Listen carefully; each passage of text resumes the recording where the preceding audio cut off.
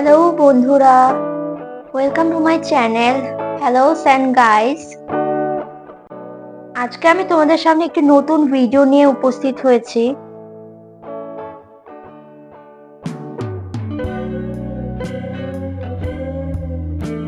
ভিডিওটি শুরু থেকে শেষ অবধি দেখো, তাহলে বুঝতে পারবে। একটু কি আইডিয়া হয়েছে? হ্যাঁ, ঠিক ধরেছো, আজকে ঘর গোছানো সংক্রান্তই এই ভিডিওটি।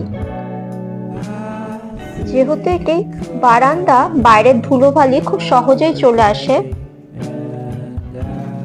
সপ্তাহে একদিন করে আমি এই বারান্দাটা পরিষ্কার করি। সত্যি বলতে কি, পরিষ্কার পরিচ্ছন্ন থাকা একটা আর্ট। কারণ আমরা ঘরের গৃহিণী, অনেক কিছুই আমাদের মাথায় রাখতে হয়।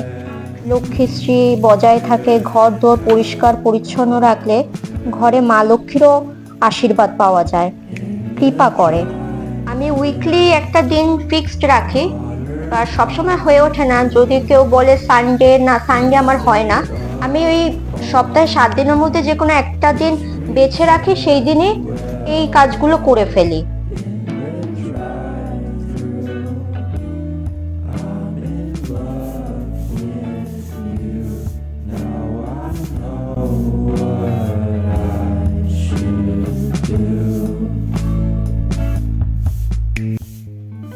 আনাচে কানাচে যত নোংরা আবর্জনা সব পরিষ্কার রাখি। মাঝে মাঝে বিরক্ত লাগে, বিরক্তর চেয়েও ক্লান্তি আসে, কিন্তু তাও ভাবে না, পরিষ্কার থাকাটা সবচেয়ে বড় দরকার। কাজ করতে করতে আবার মাথায় অনেকগুলো চিন্তা কাজ করে।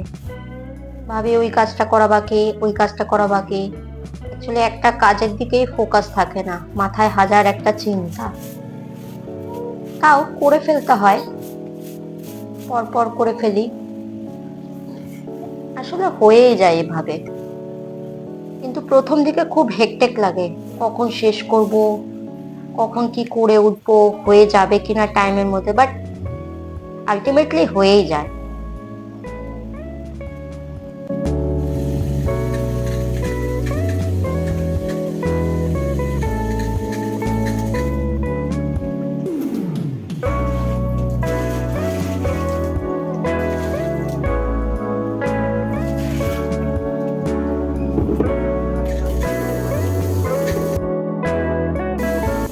আলটিমেটলি একটা কাজ কমপ্লিট হলো, আবার সামনের সপ্তাহে দেখা যাবে। মাথা থেকে একটা চাপ কমলো আজকের মতো। এবার যাই, রান্নাঘরেও ভরে আছে। অ্যাকচুয়ালি মেয়ে স্কুলে যাওয়ার আগে এত তাড়াহুড়ো করে টিফিন বানানো থাকে, প্লাস ওর খাওয়া রেডি করা থাকে, পুরো মেসি হয়ে যায়। চলে যাওয়ার পরে আমি হাতে একটু সময় পাই, নিরিবিলি শান্তিতে কাজগুলো করতে পারি।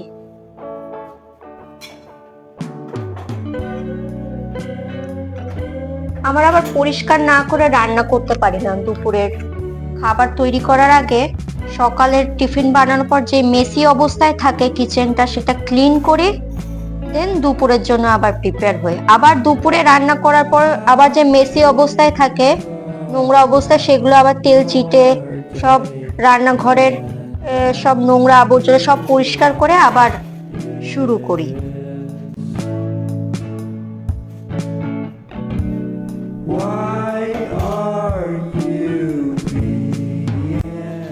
হ্যাঁ, এইরকম পরিষ্কার থাকবে।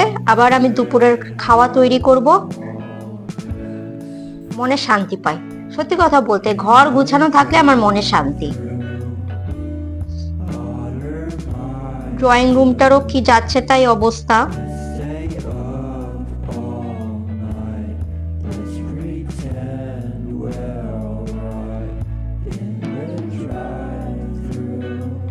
আমি ডাস্টটা একটু ঝেড়েই রাখি, বারবারই করতে হয়। অন্তত সারাদিনে আমার এই সোফার কভারটা ঝাড়তে হয়, মিনিমাম 4 থেকে 5 বার তো ঝাড়ি। কারণ ওই বসবে, বসা থেকে উঠবে, কারোরই কোনো খেয়াল থাকে না। সে আমার মেয়ে কি হাজবেন্ড কি, ওই বসলো, কুঁচকে থাকবে, ওই অবস্থায় থাকবে। এটাকে যে পরিষ্কার করে রাখা বা টান টান করে পেতে রাখা সেটা আর খেয়াল রাখবে না, ওটা আমাকেই করতে হবে।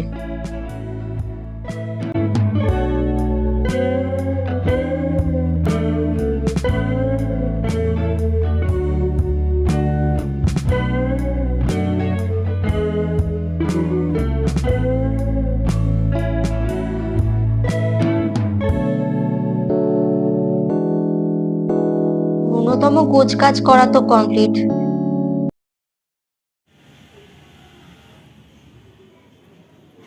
স্নান করে প্রথম যেই আমার কাজটি থাকে পুজো দেওয়া। আমি ধূপ ধুনো দিতে খুব ভালোবাসি।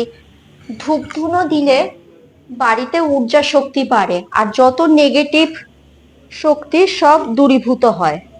এটা ভীষণ একটা পজিটিভ ভাইবস পাওয়া যায়। আমি রেগুলার বেসিসেই করি।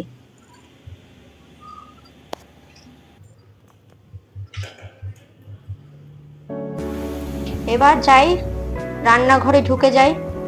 প্রতিদিনের মতো রান্না করাটাও একটা আমার দায়িত্বের মধ্যেই পড়ে।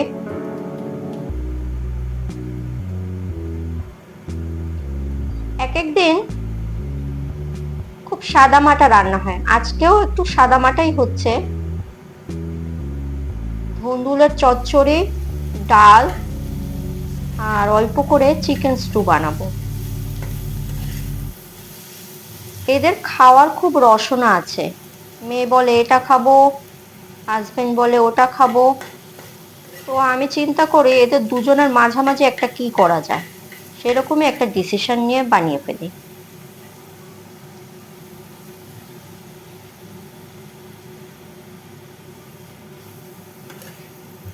রান্না করতে আমার ভালোই লাগে। হ্যাঁ, মাঝে মাঝে ভালো লাগে না, তখন বাইরের থেকেই, যদি স্কোপ থাকে বাইরে থেকে রুটি তড়কা নিয়ে আসি, রাত্রের ডিনারটা বিশেষ করে। আর দিনের বেলাটা বাড়িতেই করি। আর যদি কোথাও নেমন্তন্ন থাকে সেটা আলাদা ব্যাপার। অ্যাকচুয়ালি আমার মেয়ে, হাজবেন্ড, শ্বশুর সবাই ঘরোয়া খাওয়া খেতেই পছন্দ করে। বাইরের খাওয়া তো বেশি খাওয়া ভালো না। কি তেল, সবসময় যে ভালো তেল একদম ফ্রেশ সেটাও হয় না, ওরা তো ফ্রোজেন করেও রাখে। যাই হোক, আমাকে রান্না করে খাওয়াতে হবে, এটা আমি বুঝে গেছি। এটা আপ টু লাস্ট, মানে যতদিন বেঁচে থাকবো এই কাজটা আমার কম্পালসারি।